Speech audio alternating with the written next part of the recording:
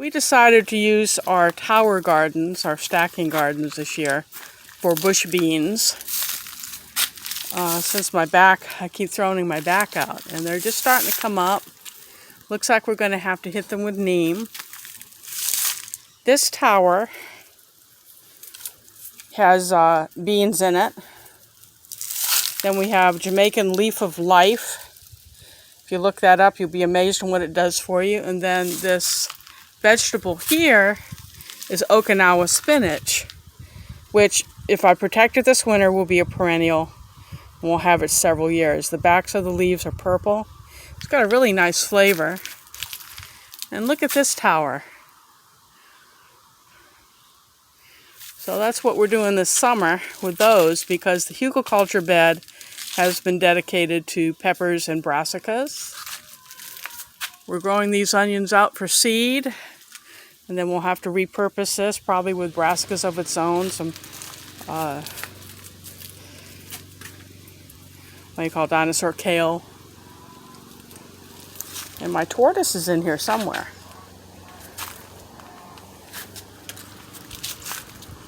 This was in bloom, incredible bloom the other day. This is the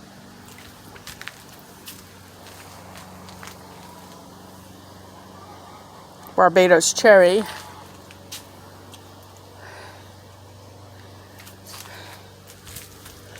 My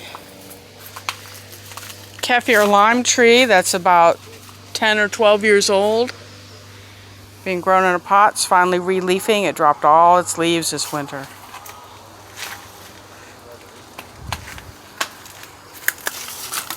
Let's see if Hannibal's here. Nope. There's Hannibal. What you doing, Hannibal? Hey, baby.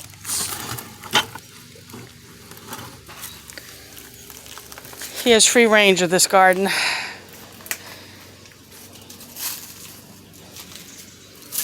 I do a lot of Asian curries, and this is some of the South Asians will tell you this is sweet neem, and others will tell you this is curry leaf. Either way, it's wonderful flavoring for dal. This is another kaffir lime in a pot. It's been in the pot since 2013. And then Rose of Sharon. Rose of Sharon is an edible flower. And as the blossoms drop in here, the tortoise takes care of those in a heartbeat. And did you know that you can grow wrens in a stacking garden? She's not home right now. She's just now laying her eggs. There's one egg in there. I'm not going to stick my finger in and disturb it. But this one's not in use because we've got a wren with a nest.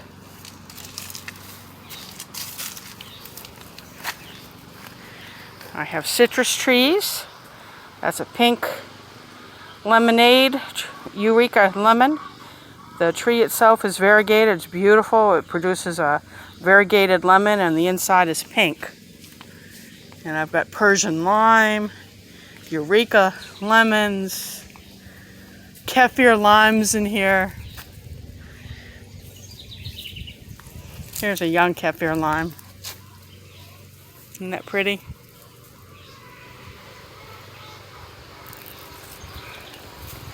The Peruvian yacon, or ground apple, is wilting. It's going to be up toward 100 again today. We're starting into the wilt period. That's Ellen Campaign, which is a medicinal herb that I use. Lemon thyme.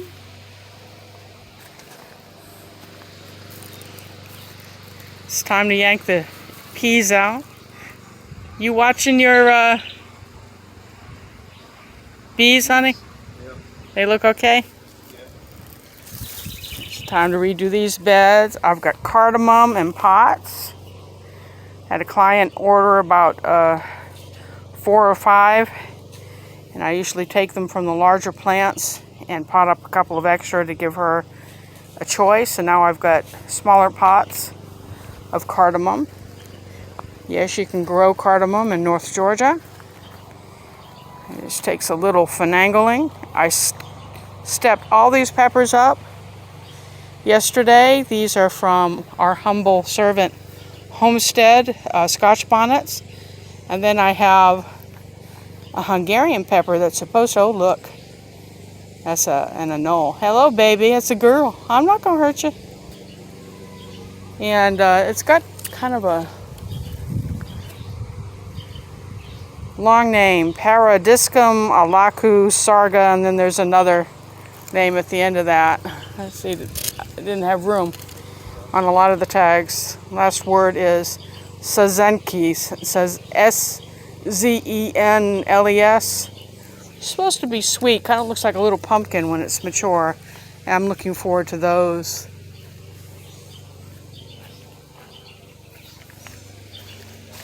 We've been picking raspberries galore from our huge line of raspberry bushes. There's 3 of them. Some have already died back from the year. Some blackberries as well.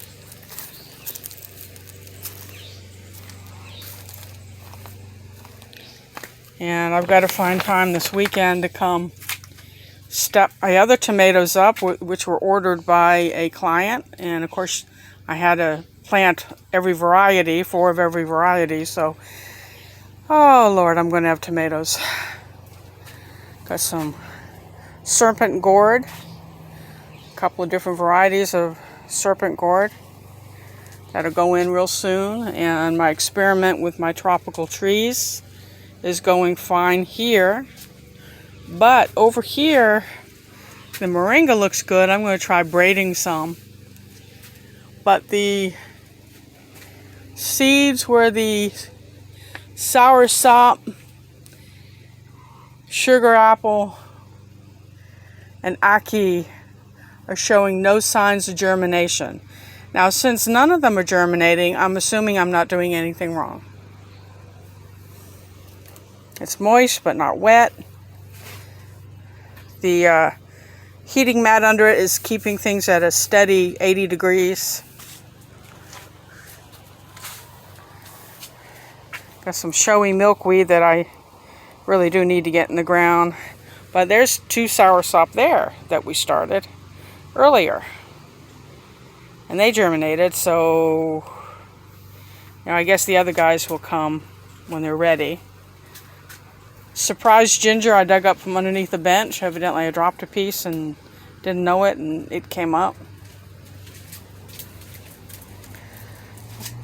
This says Wicked Awesome Gardening Channel. If you haven't checked her out yet, she's got a wicked awesome channel. This is her fault.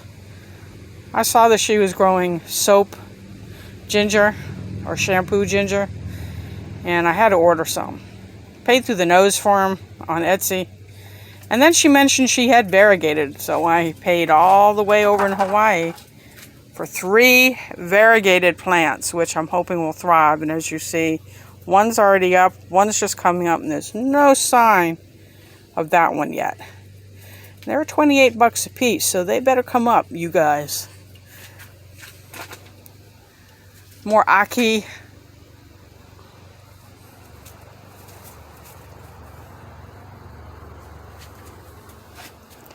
Over here on this side of the greenhouse, we've got black ginger that a friend of mine gave to me. It's supposedly on the extinction list.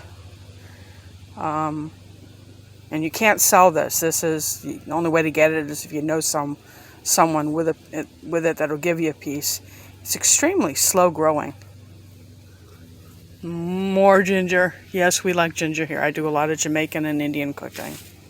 And Asian cookings, I should say. Jerusalem artichokes and corn are looking a little bit thirsty. Here's some more peppers to step up. My pepper patch that's in the back on these nice trellised pepper stands.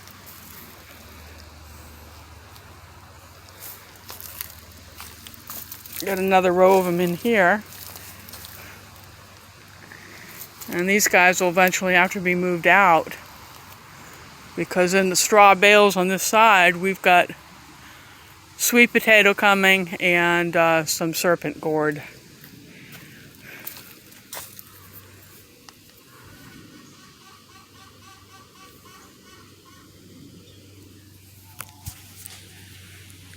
So that's just an update on the gardens here the last week of June.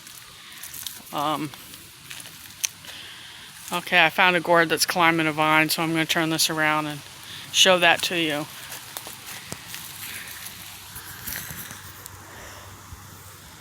This has taken off in the last couple of days. It really thrives. You see it, Charlie walking behind it, how tall that's going to be. That'll give us some edible loofah. His fig tree, beautiful, but it's only producing a couple of figs. I teach classes on how to make leaf impressions in concrete, and these are demonstrations of classes gone by. But I think they're lovely. You can use them on the wall as an art feature, or put little feet on them and use them as candy dishes.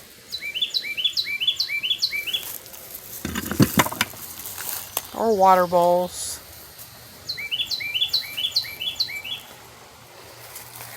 Here's one. That's ivy. That's comfrey. And this is a elephant ear leaf. You can see how big it is next to my hand. And it's got a hole here that you can put a hose in and hook it to a pump and have water pump up, so it'll keep full of water for wildlife. That's just a teaser. Yeah, you can get videos on how to do it, but they're not as much fun. Not as much fun as actually taking a class and getting your hands in the cement. Charlie's arbor with his muscadine grapes. And this is about to give up on me, the phone. So I'll say thanks for joining me today. See ya.